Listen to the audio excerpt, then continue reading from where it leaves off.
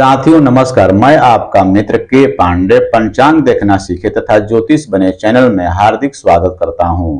आप प्रतिदिन की तिथि नक्षत्र योग का मान द्वादश लग्न घंटा मिनट में विवाह मुहूर्त, उपनयन मुहूर्त, वधु प्रवेश मुहूर्त या अन्य किसी प्रकार के मुहूर्त की विशेष जानकारी के लिए तथा कुंडली का अध्ययन करने के लिए पंचांग देखना कैसे सीखे तथा अन्य समस्याओं के लिए दिए गए नंबर पर व्हाट्सएप मैसेज कर सकते हैं। आज जो विषय है बहुत ही रोचक विषय है। चंद्रमा का वास कैसे देखें पंचांग के माध्यम से। पंचांग में बहुत सी सारी बातें दी हुई है, बहुत से मुहूर्त दिए गए हैं, बहुत से लग्न इत्यादि का वर्णन किया गया है, बहुत सारी बातें दी हुई है, लेकिन हम लोग पंचांग का अध्ययन नहीं कर पाते हैं, जिसके कारण हम लोग यह नहीं समझ पाते हैं कि पंचांग में कौन सी बातें कहाँ पर लिखी हुई है।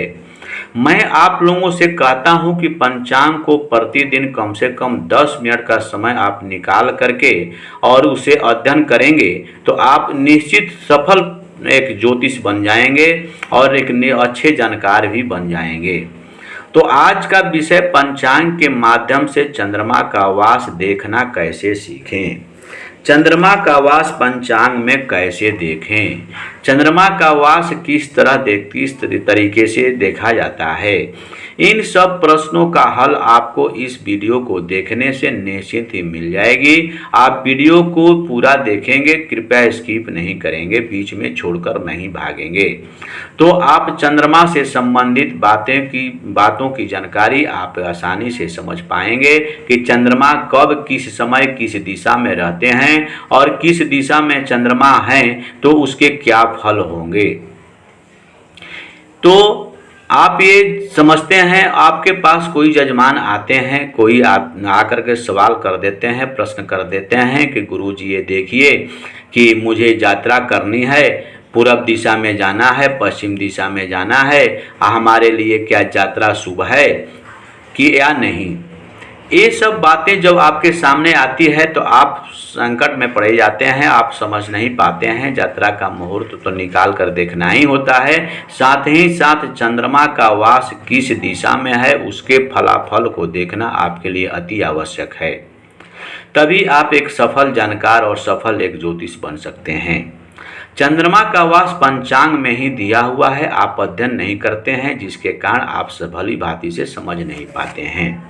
तो चलते हैं हम लोग अपने विषय पर। पंचांग में ही दिया हुआ है, कहाँ पर है इस बारे में आप लोग देख नहीं पाते हैं, समझ नहीं पाते हैं। तो मैंने आप लोगों के सामने रख करके दिखाने की कोशिश करता हूँ, जिसे आप देख करके अच्छी तरह से समझ पाएँ।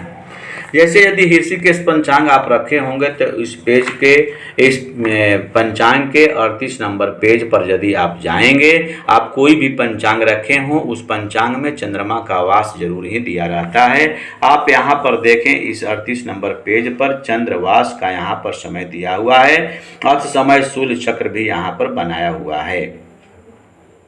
चंद्रमा का वास देखने के लिए ध्यान देने की जरूरत यह है कि पूर्व, दक्षिण, पश्चिम और उत्तरीय दिशा का नाम दिया हुआ है। यदि कोई जातक आता है और कहता है कि हमको पूर्व दिशा में जाना है कल या परसों, या कोई डेट अपना निश्चित बताता है, तो आप देखें मेष, सिंह और धनु राशि में यदि चंद्रमा गोचर कर रहे हैं, चंद्रमा चल रहे हैं, तो उसके लिए आप यह बताएं कि चंद्रमा का वास पूर्व दिशा में है। तो यदि पूर्व दिशा में उसे जाना हो तो सामने पड़े चंद्रमा पड़ेंगे तो सामने शुभ होते हैं। दक्षिण दिशा में यदि जाना है या पूर्व दिशा में यदि जाते हैं उस समय भी वो दाहिने पड़ेंगे। यानी ध्यान दें कि वृष, कन्या और मकर राशि में यदि चंद्रमा गोचर कर रहे हैं, चल रहे हैं, तो वह दक्षिण दिशा में चंद्रमा का वास होगा। मिथुन, तुला और कुंभ में गोचर कर रहे हो चंद्रमा, तो आप उसे पश्चिम दिशा में वास समझेंगे। उसी प्रकार कर्क, वृश्चिक और मीन राशि में यदि चंद्रमा चल रहे हैं तो जिस दिन यात्रा करने हैं उस दिन चंद्रमा का राशि प्रवेश आप पंचांग में देख लेंगे, जो कि मैं पहले भी आप लोगों को बता चुका हूं। तो वह कर्क, वृश्चिक और मीन राशि में यदि गोचर कर रहे हो तो उत्तर दिशा में चंद्रमा का वास है। अर्थात अब यह ध्यान दें कि इसके आसानी से समझने के तरीके क्या हैं। उसके लिए मैंने जो रखा हूँ इसे आप ध्यान से देखें। चंद्रमा वास पंचांग से कैसे देखें, अर्थात इसको बनाने के लिए सरलता से हम कैसे बनाएंगे। जैसे देखिए, आप इस सामने वाली दिशा को आप पूरब दिशा समझें और पूरब दिशा समझ करके आप इसकी गणना करेंगे।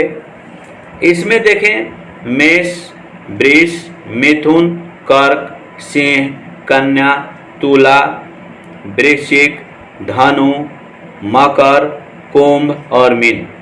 आप इस प्रकार से इसे बना लेंगे। आप इस प्रकार से यदि इसको बना लेते हैं तो आप अच्छी तरह से समझ जाएंगे और समझदारी आपकी कामयाब हो जाएगी।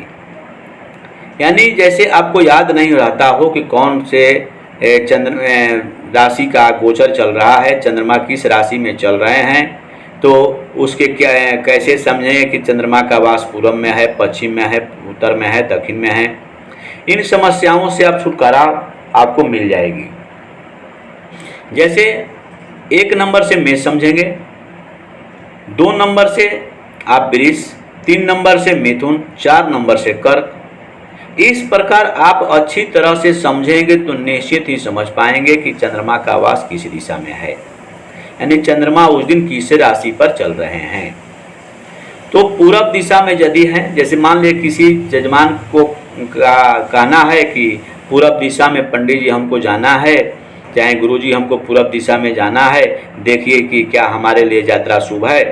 तो आप चंद्रमा का वास देखें। मान लें मेष राशि में चंद्रमा चल रहे हैं, तो उसके लिए आप उसे बताएं और समझें। समझ करके पहले समझ लेना है, उसके बाद में जजमान को बताना है।